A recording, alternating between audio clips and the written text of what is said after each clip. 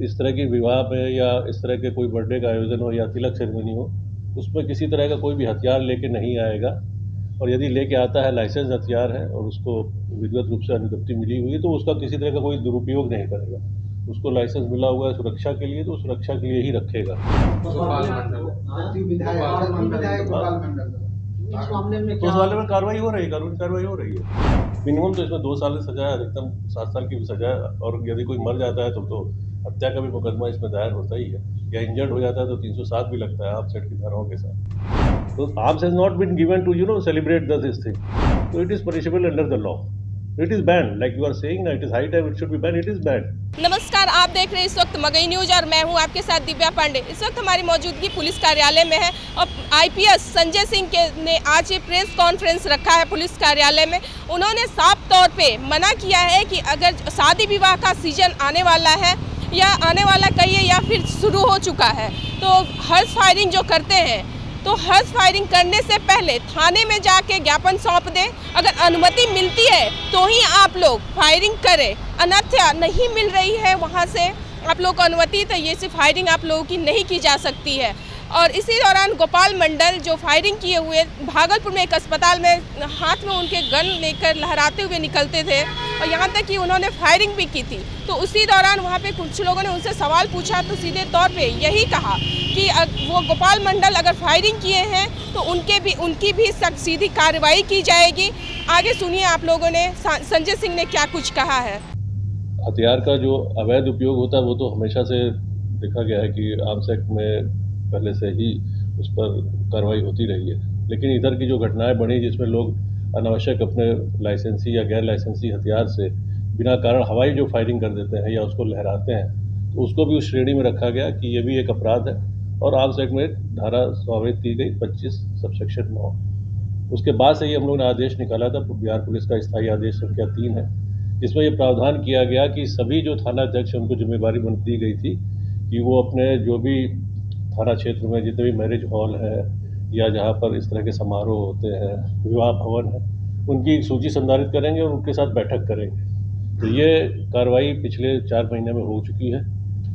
आज इस बैठक आज आप लोग को बुलाने का पर्पज़ केवल ये था कि अब जो शादी का सीज़न है वो 23 तारीख से शुरू हो रहा है, तो उसके बाद से आपके माध्यम से इसको केवल मैं रीइटरेट करना चाहता हूँ। ये आदेश निकला था 27 जून को और उसके बाद जो आंकड़े आए हैं उसमें इस आदेश के बाद से गिरावट देखी गई है, तो वो आंकड़े भी मैं आपके साथ शेयर कर दूंगा। और आपके माध्यम से एक अनुरोध यही रहेगा दोबारा कि जो एक घोषणा पत्र हमने इस आदेश में बनाया था उसको जो उभय पक्ष है, यदि शादी होती है तो उभय पक्ष उसको भरेंगे, लड़की वाला हो या लड़के वाला हो, और जो ऑर्गेनाइज़र है उसकी भी एक जिम्मेदारी इसमें फिक्स की गई थी कि इस तरह की विवाह में या इस तरह के कोई बर्थडे का आयोजन हो या तिलक सेरेमनी हो, उसमें किसी तरह का कोई भी हथियार लेके नहीं आएगा। और यदि लेके आता है, लाइसेंस हथियार है और उसको विधिवत रूप से अनुज्ञप्ति मिली हुई है, तो उसका किसी तरह का कोई दुरुपयोग नहीं करेगा। उसको लाइसेंस मिला हुआ है सुरक्षा के लिए, तो सुरक्षा के लिए ही रखेगा।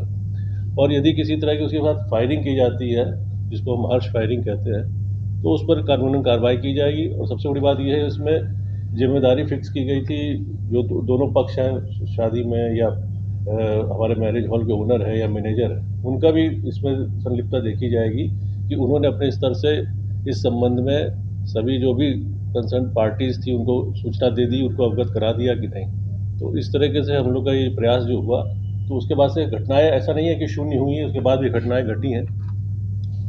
तो ये आंकड़ा मैं शेयर कर दूंगा आप लोग के साथ।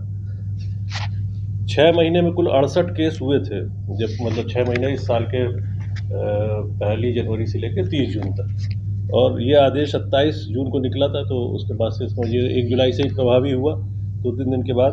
तो उसके बाद से पिछले 5 महीने में मात्र अभी 18 केस हुए हैं।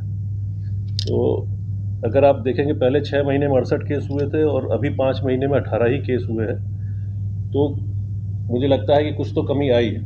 लेकिन आप पिछले साल के कंपैरिजन करेंगे तो टोटल संख्या लगभग उतनी ही है।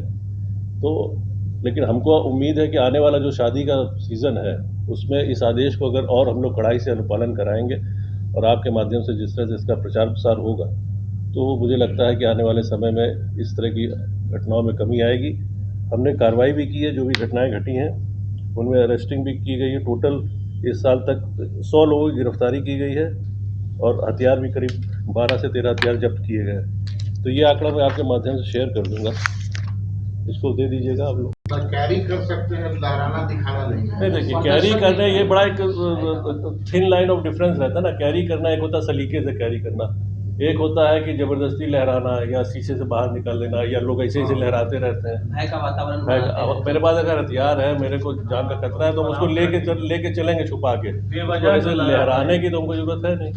जैसे वो एक बीच में उदाहरण आया था, एक विधायक साहब ने अस्पताल में लहराया था। गोपाल मंडल इस मामले में तो उस वाले में कार्रवाई हो रही है, कानूनी कार्रवाई हो रही है। अच्छा सर, क्या उसमें सजा का प्रावधान है सर? बेवजह लहराता है अगर कोई देखिए, अलग अलग सेक्शन में अलग अलग प्रावधान है।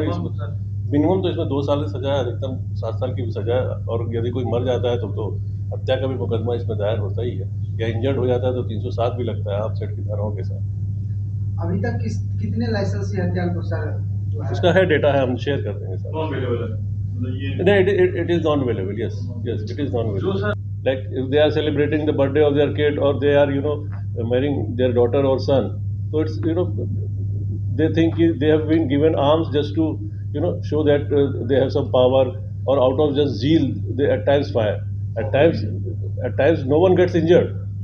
At times people get killed also. So in any case, like even if it's no one is injured or no one is killed, if someone has fired in air, so arms has not been given to celebrate this thing or show off the arms. So if anyone does that, so it is punishable under the law. It is banned. Like you are saying now, it is high time it should be banned. It is banned. As per this order, it is banned and it is illegal. So in any case, if someone does this, we'll take legal action, and we are taking legal action against them. अब आप बताइए sir, सबसे ज्यादा किस जिला? तो आप लोगों ने सीधे तौर पे सुना कि क्या कुछ कहा आईपीएस संजय सिंह ने। तो इसी तरह के वीडियो देखने के लिए, तमाम खबरें देखने के लिए हमारे साथ बने रहे। मगली न्यूज़ देखते रहिए आप लोग। तब तक के लिए धन्यवाद।